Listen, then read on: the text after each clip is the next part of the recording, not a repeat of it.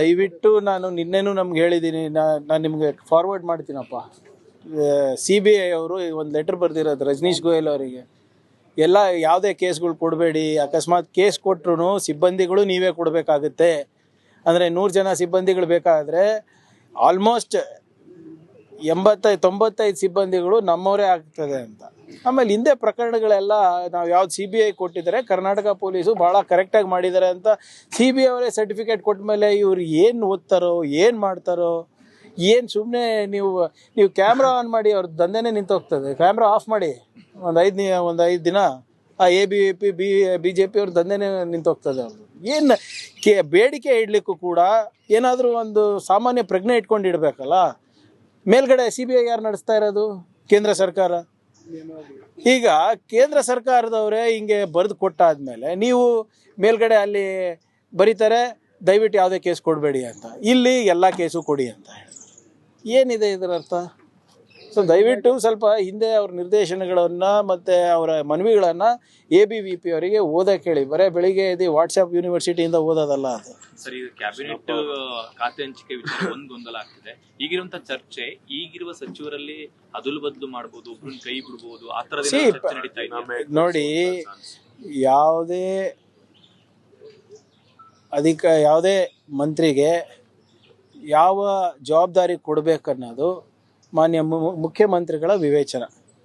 High command ಜೊತೆ consult ಮಾಡಿ ಅವರು ಸರ್ಕಾರ ಯಾರಿಗೆ ಜವಾಬ್ದಾರಿ ಕೊಟ್ಟರೆ ಚೆನ್ನಾಗಿ ನಡೀತದೆ, ಚೆನ್ನಾಗಿ ನಿರ್ವಹಿಸ್ತೀವಿ ಅಂದ್ಬಿಟ್ಟು ಅವ್ರು ತೀರ್ಮಾನ ಮಾಡ್ತಾರೆ. ಸೊ ಇದರಲ್ಲಿ ಯಾವುದೇ ರೀತಿಯಾದಂಥ ಗೊಂದಲ ಇಲ್ಲ.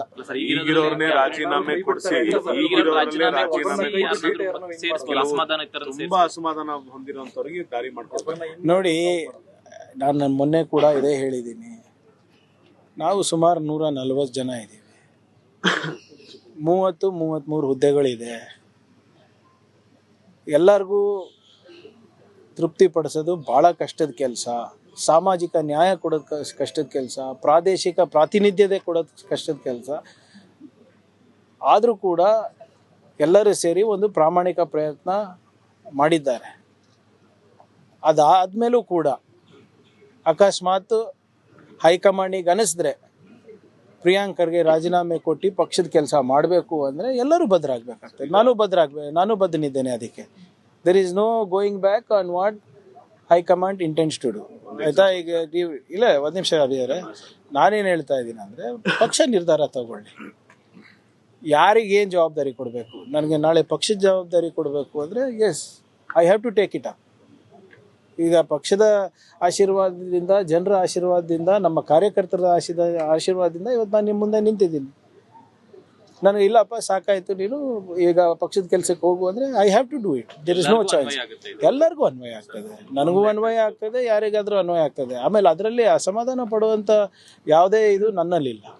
ಲೇಟೆಸ್ಟ್ ಎಕ್ಸಾಂಪಲ್, ಈ ಕೃಷ್ಣಪ್ಪ ಅವ್ರ ಮನೆಗೆ DK ಅವರು ಹೋದ್ರು, ಹರಿಪ್ರಸಾದ್ ಅವರು ಹೋದ್ರು, ಸುರ್ಜೇವಾಲಾ ಅವರು ಹೋದ್ರು. ಅವ್ರು ಹೇಳ್ತಿರೋದು ತುಂಬಾ ಕ್ಲಿಯರ್ ಇದೆ, ನಾವು ಮಿನಿಸ್ಟರ್ ಕೊಡಬೇಕಿತ್ತು, ಕೊಟ್ಟಿಲ್ಲ. ಮುಂದಿನ ದಾರಿ ನಮಗೆ ಗೊತ್ತಿದೆ ಅಂತ ಬಹುತೇಕ ಮಾತಾಡೋರೆಲ್ಲರೂ ಕೂಡ ಮುಂದಿನ ದಾರಿ ನಮಗೆ ಗೊತ್ತಿದೆ ಅಂತ ಪರೋಕ್ಷವಾಗಿ ಹೇಳ್ತಿರೋದು. ನಾವು ಇಂಡಿಪೆಂಡೆಂಟ್ ಆಗೋ ಅಥವಾ ಬೇರೆ ಪಾರ್ಟಿ ಜೊತೆ ಹೋಗ್ತೀವಿ ಅಂತ. ಇದು ನೋಡಿ, ಯಾರು ಏನು ಹೇಳ್ತಾ ಇದ್ದಾರೆ ಅದಕ್ಕೆ ಬೇರೆ ರೀತಿಯಾದಂಥ ಅರ್ಥ ತಾವು ಮಾಧ್ಯಮದವರಾಗಲಿ ಅಥವಾ ನಾನು ಪಕ್ಷದ ಕಾರ್ಯಕರ್ತನಾಗಲಿ ನಾನು ಹೇಳೋಕ್ಕಾಗೋದಿಲ್ಲ. ಅದೇನೇ ಇದ್ರೂ ವರಿಷ್ಠರಿದ್ದಾರೆ, ಅವ್ರು ತೀರ್ಮಾನ ತಗೋತಾರೆ. ಕೃಷ್ಣಪ್ಪ ಸಾಹೇಬ್ರಿರೋ ಅನುಭವನೂ ಬೇಕು ನಮಗೆ, ಪ್ರಿಯ ಕೃಷ್ಣ ಅವರ ಯುವ ಉತ್ಸಾಹನೂ ಬೇಕು ನಮಗೆ. ಅದು ಬರೀ ಇವರಿಬ್ಬರಿಗೆ ಸೀಮಿತ ಅಲ್ಲ, ನಮಗೆ ಎಲ್ಲ 100 ಜನ ಸೇರಿದ್ರೆ ತಾನೇ ನಾವು ಪಕ್ಷ ಕಟ್ಟಲಿಕ್ಕೆ ಆಗಬೇಕಾಗುತ್ತೆ. Everybody is important to us. ಖಾತೆ ಹಂಚಿಕೆ ಯಾಕೆ ವಿಳಂಬ ಆಗ್ತಿದೆ ಅಂತ? ಯಾಕಂದ್ರೆ 4 ದಿನ ಆಯ್ತು ಪ್ರಮಾಣ ವಚನ ಸ್ವೀಕಾರ ಮಾಡಿ, ಇನ್ನು ಕೂಡ ಖಾತೆ ಹಂಚಿಕೆಗಳಾಗಿ ಸೆಷನ್ ಇದೆ. ಇಲ್ಲ, ಖಂಡಿತವಾಗಿ ತಾವು ಹೇಳೋದು ನಿಜ ಇದೆ. ಒಂದು ವಾರ ಟೈಮ್ ಕೊಟ್ಟರೆ ಎಲ್ಲರಿಗೂ ಅವರವರ ಇಲಾಖೆ ಬಗ್ಗೆ ಹೆಚ್ಚು ಮಾಹಿತಿ ಪಡೆದು ಸದನದಲ್ಲಿ ಇನ್ನು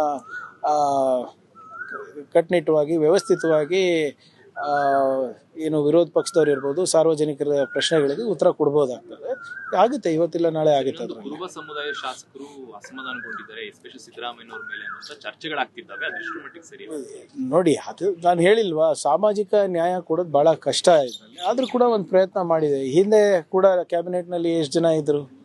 ಕುರುಬ ಸಮುದಾಯದವರು ಸಿ ಎಮ್ ಅವರೇ ಇದ್ರು, ಪ್ಲಸ್ ಭೈರತಿ ಸಾಹೇಬ್ರು ಇದ್ರು, ಇಬ್ರು ಇದ್ರು. ಈಗಲೂ ಅದೇ ನಮ್ಮ ನ್ಯೂಮರಿಕಲಿ ಅದೇ ಕಂಟಿನ್ಯೂ ಆಗಿದೆ. ನಾ ಹೆಚ್ಚಬೇಕಂತ ಎಲ್ಲರದು ಎಲ್ಲ ಸಮುದಾಯದಗಳು ಬೇಡಿಕೆ ಇರ್ತದೆ. ಯಾಕಂದರೆ ಅಧಿಕಾರ ಸಿಕ್ಕಿದ್ರೆ, ಒಂದು ಕುರ್ಚಿ ಸಿಕ್ಕಿದ್ರೆ ಸಮಾಜಕ್ಕೆ ಇನ್ನೂ ಹೆಚ್ಚು ಬಲ ಬರ್ತದೆ, ಇನ್ನೂ ಹೆಚ್ಚು ರೀತಿಯಾಗಿ ನಾವು ಸೇವೆ ಮಾಡ್ಬೋದು ಅಂತ ಎಲ್ಲ ಸಮುದಾಯದ ಜನರಿಗೂ ಇದೇ ಇರ್ತದೆ.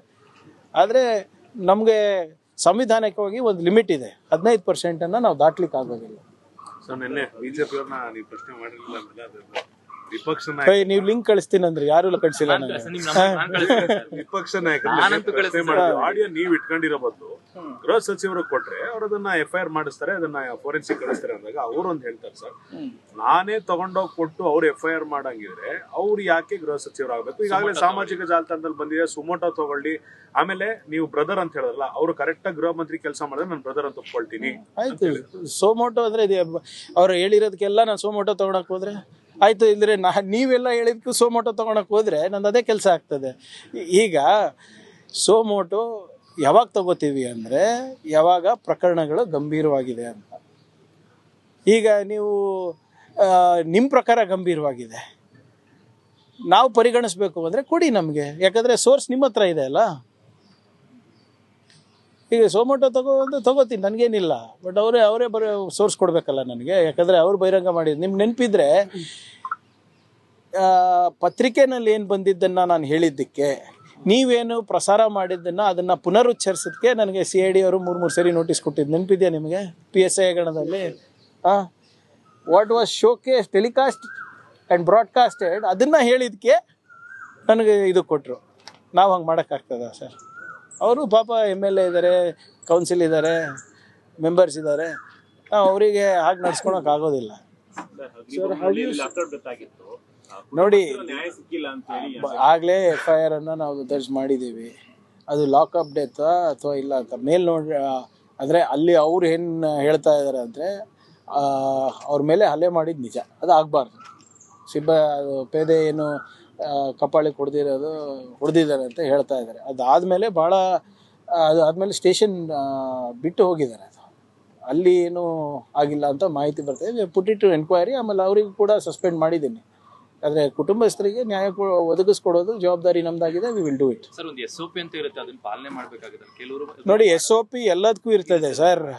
FIR ಮಾಡೋದಕ್ಕೆ ಇರ್ತದೆ, ಯಾರಾದರೂ ಬಂದು ವಾಲಂಟ್ರಿ ಡಿಸ್ಕ್ಲೋಸರ್ ಮಾಡಿದ್ರೆ ಅದಕ್ಕೂ ಮಾಡೋದಿರ್ತದೆ. ಕೆಲವು ಸಂದರ್ಭದಲ್ಲಿ ನಮ್ಮವರೇ ಅದನ್ನು ಮಾಡೋದಿಲ್ಲ, ಅದಕ್ಕೆ ಕೂಡ ನಾವು ಕಾಲಕ್ಕೆ ಆ್ಯಕ್ಷನ್ ತೊಗೋತೀವಿ. ಈಗ ಅದಕ್ಕೋಸ್ಕರ ಅಂತಲೇ ನಾವು ಟ್ರೈನಿಂಗ್ ಸೆಷನ್ ಅಟ್ಲೀಸ್ಟ್ 6 ತಿಂಗಳಿಗೊಮ್ಮೆ ಇಟ್ಟಿರ್ತೀವಿ. ಅದನ್ನು ಕೂಡ ಏನು ಲೋಕಲಲ್ಲಿ ಎಲ್ಲರೂ ಪರಿಚಯ ಆಗಿರ್ತಾರೆ, ಮಾಡಿರ್ತಾರೆ ಅಂದ್ಬಿಟ್ಟು ಸ್ವಲ್ಪ ಒತ್ತಡಗಳ ಮೇಲೆ ಕೆಲಸ ಮಾಡ್ತಾರೆ. ಅದಕ್ಕೆ ನಾನು ಭಾಳ ಸ್ಪಷ್ಟವಾಗಿ ನಾನು ಮೊದಲನೇ ಮೀಟಿಂಗ್ನಲ್ಲೇ ಹೇಳಿದ್ದೀನಿ, ಯಾವುದೇ ರಾಜಕೀಯ ಒತ್ತಡ ಇರಲಾರ್ದೆ ನಿಷ್ಪಕ್ಷಪಾತವಾಗಿ ಮಾಡಬೇಕಾಗಿರೋದು ನಿಮ್ಮ ಜವಾಬ್ದಾರಿ. ಯಾರಾದರೂ ಬಂದು ಕಂಪ್ಲೇಂಟ್ ತೊಗೊಂಡ್ರೆ ಕಂಪ್ಲೇಂಟ್ನಲ್ಲಿ ಏನಿದೆ ಅದರ ಪ್ರಕಾರ ನೀವು ತೊಗೊಳ್ಬೇಕು ಹೊರತು ನೀವು ನಿಮ್ಮದಾದಂಥ ಒಂದು ಡೈಮೆನ್ಷನ್ ಆಗಲಿ, ನಿಮ್ಮದಾದಂಥ ಒಂದು ಮಿರ್ಚ್ ಮಸಾಲ ಹಾಕಿ ತೊಗೊಳಂಗಿಲ್ಲ ಅಂತ ಕೂಡ ನಾನು ಅವರಿಗೆ ಆಗಲೇ ವಾರ್ನಿಂಗ್ ಕೊಟ್ಟಿದ್ದೀನಿ. ಸೊ ಇದನ್ನು ನಾವು ಸಂಪೂರ್ಣವಾಗಿ ತನಿಖೆ ಮಾಡಿ we will ensure that justice ಇಲ್ಲ. ಯಾವುದು ದೊಡ್ಡ ಅಧಿಕಾರಿಗಳ ಕ್ರಮ ಆದರೆ ಹೊಣೆಗಾರಿಕೆ ನೋಡಿ, ಯಾರೇ ಇರ್ಬೋದು ಸರ್. ಈಗ ನೋಡಿ, ಲಾಸ್ಟ್ ಟೈಮ್ ನಿಮ್ಗೆ ನೆನಪಿದ್ರೆ ನಾವು ಒತ್ತಡ ಹಾಕಿ ಒಂದು IGPಗೆ ರಾಜೀನಾಮೆ ಕೊಡಿಸಿರ್ಲಿಲ್ವ ಸರ್? ಅದು ಯಾರು ಒತ್ತಡದಿಂದ ಆಯಿತು? ನಮ್ಮದೇ ತಾನೇ. ನಾವು ಅಲ್ಲಿ ವಿರೋಧ ಪಕ್ಷದಲ್ಲಿದ್ದಾಗ ಅವಾಗೇ ನಾವು ಬಿಟ್ಟಿಲ್ಲ ಅಂದರೆ ಇವಾಗ I am accountable for it. ನನ್ನ ಹೊಣೆಗಾರಿಕೆ ಆಗ್ತದೆ. ದೊಡ್ಡ ಅಧಿಕಾರಿ ಇರ್ಬೋದು, ಚಿಕ್ಕ ಅಧಿಕಾರಿ ಇರ್ಬೋದು, ಯಾರೇ ಇರ್ಬೋದು.